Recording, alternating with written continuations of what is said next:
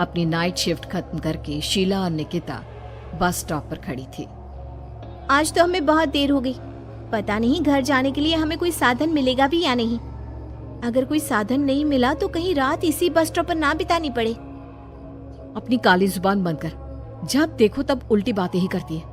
अरे कुछ देर रुक जाना, कुछ ना कुछ मिल ही जाएगा। लेकिन काफी देर तक इंतजार करने के बाद भी उन्हें कोई बस नहीं मिलती। धीरे धीरे समय के साथ साथ सड़क पर चलने वाली गाड़ियों का दिखना भी बंद हो जाता है। अरे ये देख, अब तो सड़क पर एक भी गाड़ी नहीं दिख रही।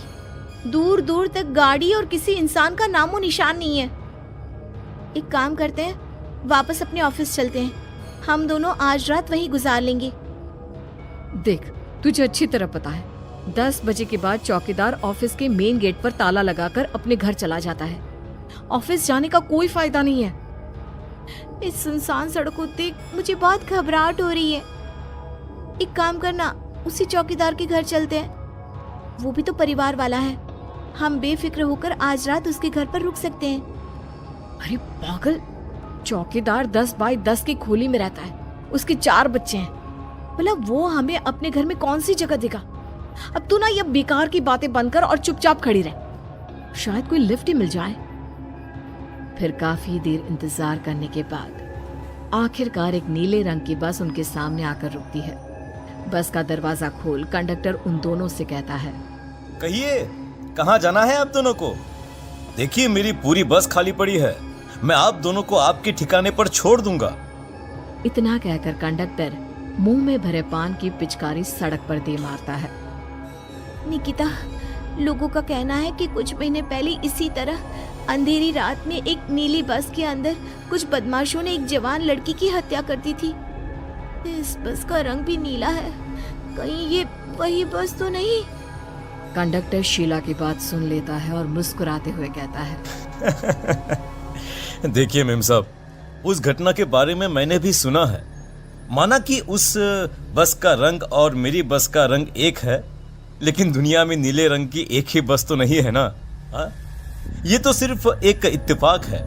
देखिए हमारी बस में एक मेम साहब पहले से ही बैठी हैं, चाहे तो आप देख लीजिए। निकिता गर्दन उठाकर देखती है तो बस के पीछे वाले हिस्से में एक लड़की कंबल ओढ़े बैठी हुई थी। सही तो बोल रहे हैं भैया, बस में पहले से एक लड़की बैठी है। चल अब हम भी बैठ जाते हैं, वैसे भी बहुत देर हो गई है। अरे ठहर जाना निकिता, मुझे डर लग रहा है। अरे तुझे इतना ही डर लग रहा है तो तू यहीं खड़ी रहे, मैं तो चली। अरे तुम मुझे छोड़कर कहाँ जा रही है? मैं भी चलती हूँ। दोनों बस में जाकर बैठ जाती हैं। देखते ही देखते ड्राइवर बस को तेज रफ्तार में चलाना शुरू कर देता है। तभी शीला की नजर पीछे वाली सीट पर अकेली बैठी लड़की पर पड़ती है। उस लड़की की लाल आंखें और उसका आधा जला हुआ चेहरा देखकर शीला घबरा जाती है। सुन निकिता, हमारे पीछे जो लड़की बैठी है ना, उसकी आंखें एकदम खून की तरह लाल और चेहरा किसी चुड़ैल की तरह डरावना दिख रहा है। अरे छोड़ ना, कौन कैसा दिखता है, मुझे इन सब बातों में कोई दिलचस्पी नहीं है।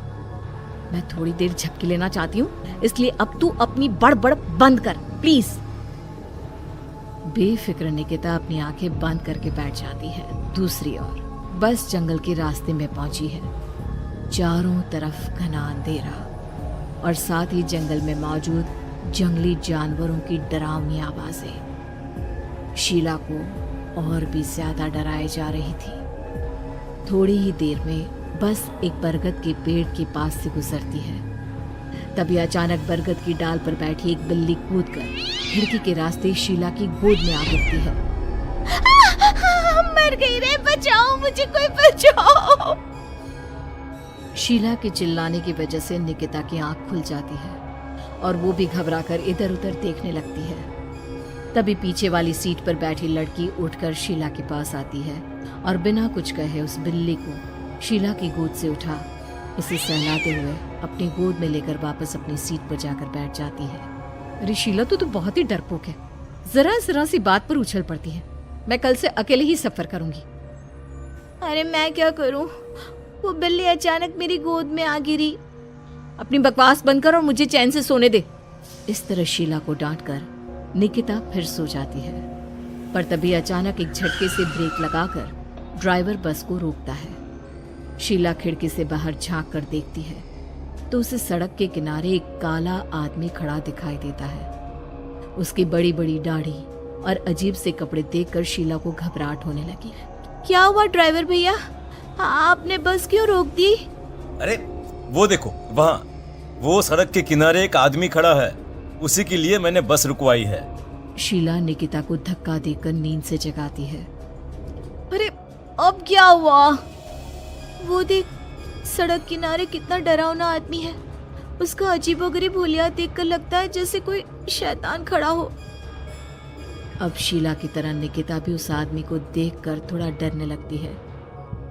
कंडक्टर, क्या तुम उस आदमी को बस में चढ़ाने वाले हो? उसे देखकर हमें डर लग रहा है, उसे बस में मत चढ़ाओ।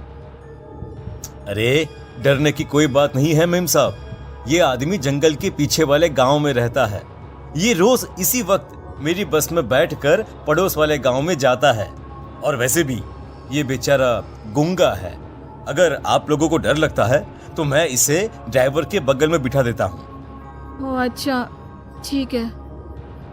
फिर कंडक्टर का इशारा पाते ही वो आदमी बस में सवार हो जाता है।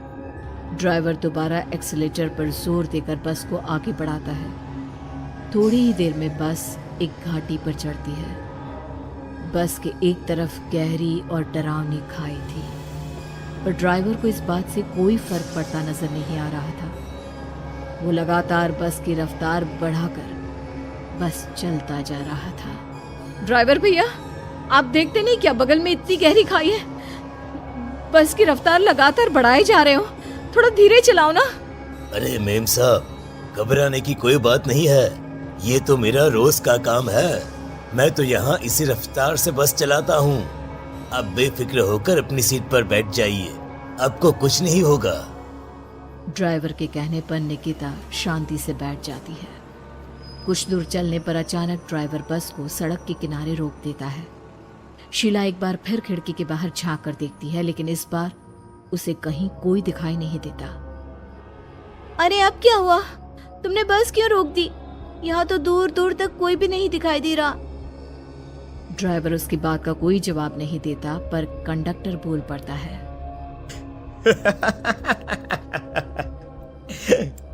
ये हमारी फेवरेट जगह है, हम अपने सारे अच्छे काम यहीं पर करते हैं। अब हमारा प्रोग्राम खत्म होने के बाद ही बस यहाँ से आगे बढ़ेगी।